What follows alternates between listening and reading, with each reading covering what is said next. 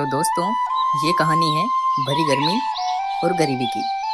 सूरज sir के ऊपर आंख बरसा रहा था और तापमान करीब 50 के आसपास पहुंच चुका था। शहर की चौड़ी सड़कों पर लोग अपनी अपनी गाड़ियों में बंद एसी में बैठकर भाग रहे थे।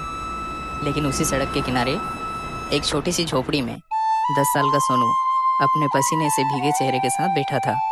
उसके पास एक पंखा था जो चल तो रहा था, लेकिन गर्म हवा फेंक रहा था।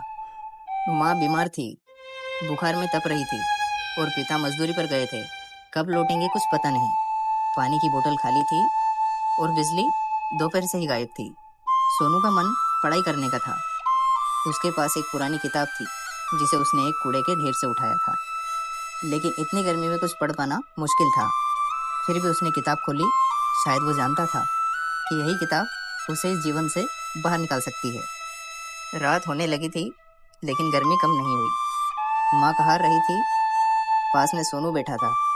माँ के हाथ पकड़कर धीरे धीरे पंखा झलता रहा।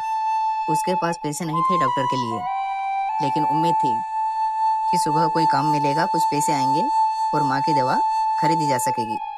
गरीबी सिर्फ पैसों की नहीं होती, ये चुनौतियों की एक पूरी जंजीर होती है, खासकर तब जब तपती गर्मी हर सांस को भी बोझ बना देती है। लेकिन सोनू की आंखों में आंसू नहीं, सिर्फ एक सपना था, एक बेहतर कल का सपना।